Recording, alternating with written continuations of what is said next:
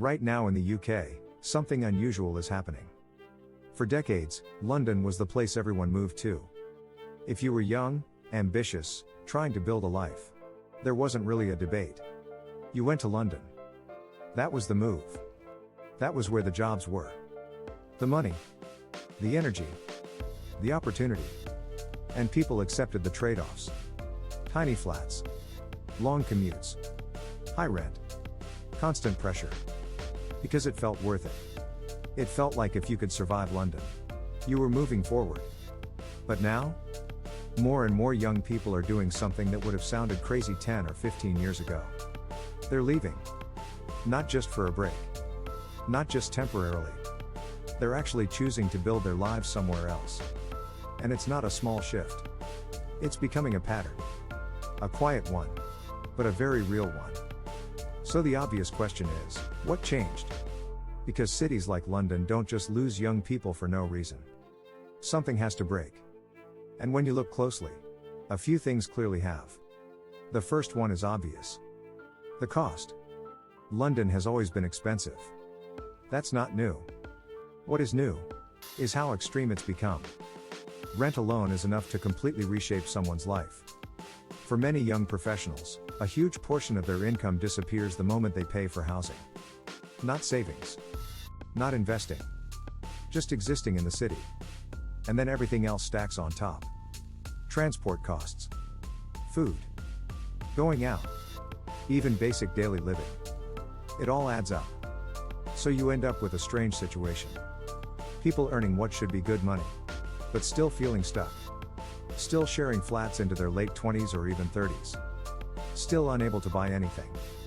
Still feeling like they're not actually getting ahead. And at some point, that stops feeling temporary. It starts feeling like the long-term reality. And that's when people begin to question it. Not in a dramatic way. Just quietly. They start asking, is this actually worth it? And once that question enters your head, it doesn't really leave. Because when you look around, you start noticing things. You notice how crowded everything is. How rushed everything feels. How expensive even small decisions have become. And slowly, the excitement that once made London feel special starts to fade. For a lot of people, London is still exciting. But for others, especially after a few years, it becomes something else. It becomes routine. Fast.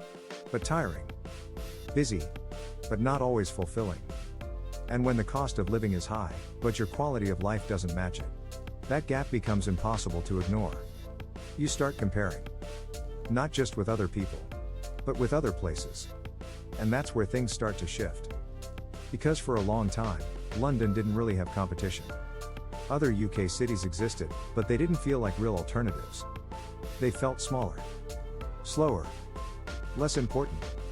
But that's changed. Cities like Manchester, Birmingham, Leeds, and Bristol have grown.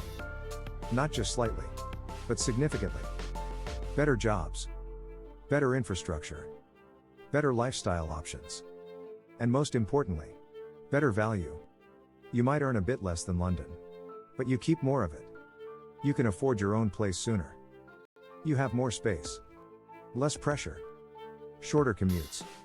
And suddenly, the trade-off looks very different. Because now it's not London or nothing. It's London. Or something that might actually suit me better. And once people realize they have a real choice, they start taking it. Then something else happens. Remote work. This changed everything. Because before, location was tied to your job. If your career was in London, you had to be in London. No real way around it. But now? For a lot of roles, that link has weakened. You can work remotely. Or hybrid. Or at least with more flexibility. Which means you don't have to live in the most expensive city in the country just to keep your career moving. And once that door opens, people walk through it. They test living somewhere else. Cheaper rent. More space. Quieter environment. And then something interesting happens. They realize they don't actually miss London as much as they thought they would. Or at least not enough to justify the cost. And once someone makes that shift mentally, it's very hard to reverse. Because they've seen the alternative. They've experienced what life feels like outside the pressure of London.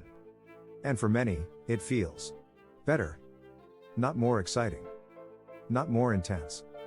But more balanced. More sustainable. And that matters more now than it used to. Because the priorities have changed. There was a time when people were willing to sacrifice everything for career growth. Now, more people are asking, what's the point of earning more if I'm constantly stressed? What's the point of living in a global city if I can't enjoy it? What's the point of being in the center of everything if I don't have time, space, or money to actually live? These questions are becoming more common. And they're changing behavior. Slowly, but consistently. Of course, leaving London isn't perfect. There are downsides. Fewer opportunities in certain industries. Smaller networks. Less variety. Less global exposure. London is still one of the most important cities in the world. And for some people, especially in specific careers, it still makes complete sense. But that's the difference. It used to make sense for almost everyone. Now it only makes sense for some. And that shift is huge. Because once a city stops being the default choice, it starts becoming just one option among many. And that changes everything. Because now people are comparing, evaluating, choosing, instead of just following the same path as everyone else. And when that happens at scale, you start to see patterns. You start to see movement.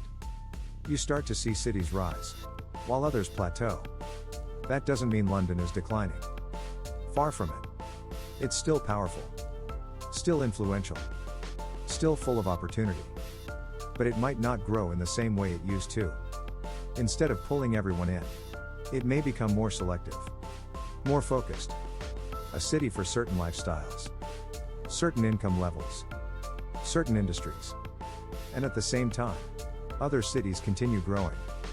Quietly. Steadily. Becoming real alternatives. Not backup plans. Not second choices. But actual destinations. Places people choose on purpose. And that might be the biggest change of all. Because once perception shifts, it spreads. People talk. They share experiences. They compare lifestyles. And suddenly, staying in London doesn't feel automatic anymore. It becomes a decision. One that more and more people are questioning. Because here's what's really happening. London hasn't suddenly become a bad city. It just stopped being the obvious answer. And for a growing number of young people, that's enough to make them leave. Not dramatically. Not all at once. Just gradually. Quietly. Until one day, you look at the numbers and realize something has clearly changed. And right now, that change is already underway.